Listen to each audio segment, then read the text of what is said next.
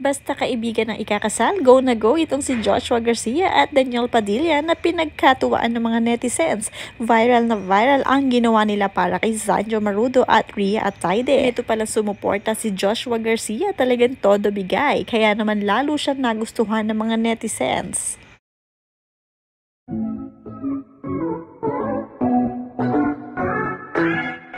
Pinagkaguluhan naman sa reception ng kasalang Rhea Atayde at Sandro Marudo sina Joshua Garcia, Catherine Bernardo at Daniel Padilla. Agad niyang nag-viral ng magsama-sama ang mga ito dahil sa bumibirit ang mga ito at sobrang saya sa kasal ng kanilang mga kaibigan. Panoorin at kung hindi pa nakasubscribe, don't forget to click subscribe and hit the notification bell to keep you updated.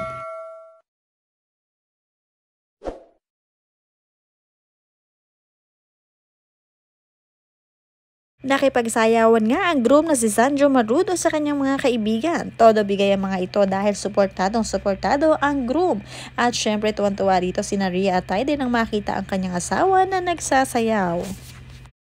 Tuwang-tuwa ang mga netizens nang mapanood si Joshua Garcia na todo kong kumanta at may mga the moves pa nga. Ganyan pala si Joshua sa mga totoong kaibigan niya, walang pake o keme-keme na kumanta at sumayaw. Bigay todo talaga. Ibang-iba talaga ang kaligayahan nila kapag kompleto ang tropa, kahit naman mag-ibang bansa ang mga ito ay sama-sama pa rin. Dahil sila talaga ang magkakaklose sina Sandro Marudo, Joshua Garcia, Daniel Padilla. Samantala, spotted naman din ang mga dating magjowang si Catherine Bernardo at Daniel Padilla sa kasalan ng kaibigang Sandro at Rhea.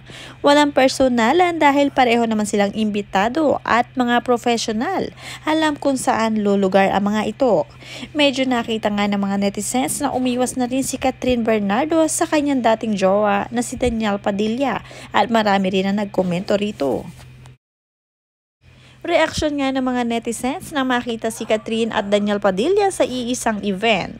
Sabi dito ni Edwin, very good. Dumistansya ka ng malayo kay DJ kung ayaw mong mapulaan ka ng mga fans mo, Catherine Bernardo. Huwag mo nang bigyan ng pag-asa ang mga nagnanais na magkabalikan pa kayo ni cheaters. Sa ikabubuti mo ang gagawin mong paglayo. Naman kay Jane, okay na yung move on na. Mas okay pa yun sa kanila, di na uso love team na nauuwi sa true life millennial na.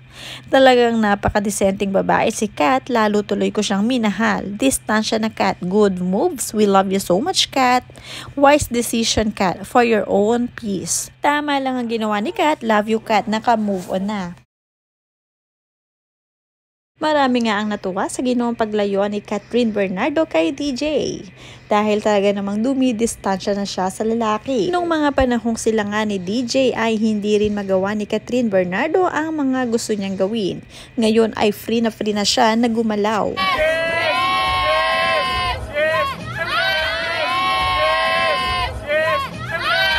Parehong inimbita ni Sandro Marudo at Rhea Atayde ang kanilang mga kaibigan na si Daniel Padilla at Catherine Bernardo kahit na magkahiwalay na ang mga ito.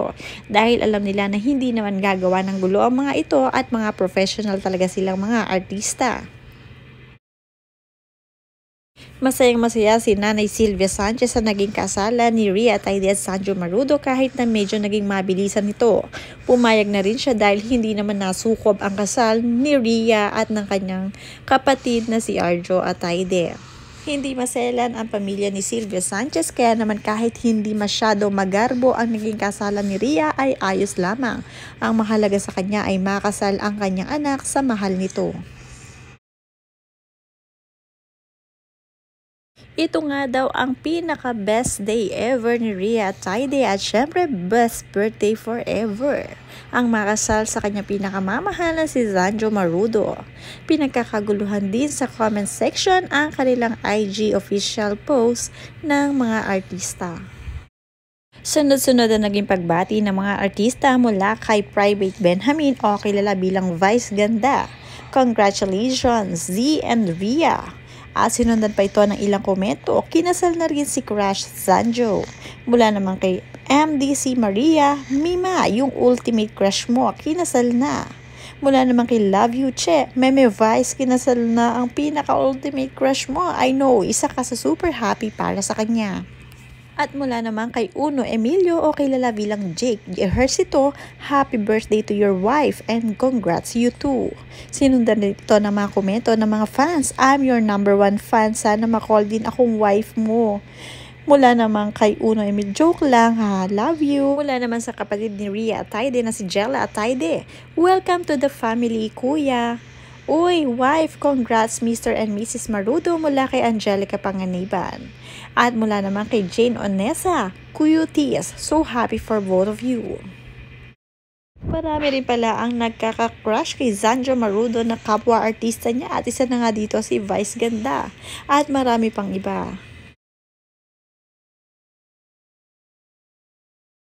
Wala na nga mas liligaya pa sa nararamdaman ni Sylvia Sanchez ngayon dahil dalawa na sa kanyang mga anak ay nag-asawa na. Apo na lang ang kulang at ito na nga ang #1 niyang hinihintay. Sana nga raw ay mabigyan na siya ng apo para naman meron na siyang lalaruin at ipamimili niya agad ito ng mga gamit. Wala rin kaarte-arte ang mismong bride na si Rhea Atayde dahil mas ginusto pa niya ang maging simple ang kasal nila kaysa naman sila ay pagkaguluhan. At syempre may pagka-practical na rin dahil civil wedding nga ang naganap. Mas marami silang maiipon ni Sanjo Marudo.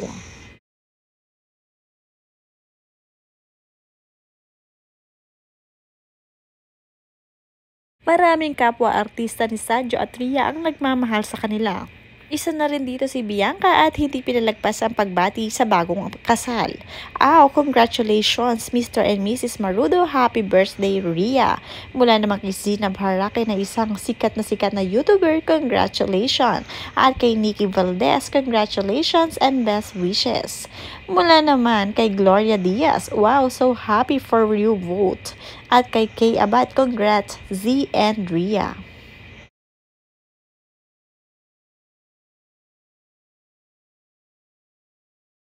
Marami rin ang natuwa kay May Mendoza dahil nakikiisa sa pamilya ni Sylvia Sanchez. Syempre hindi siya pwedeng mawala sa kasalan dahil siya nga ay asawa ni Arjo Atayde at kapatid nila si Rhea Atayde. Blooming na blooming si Rhea Atayde sa kanyang kasalan kaya naman lalong in love ang kanyang groom na si Zanjo Marudo.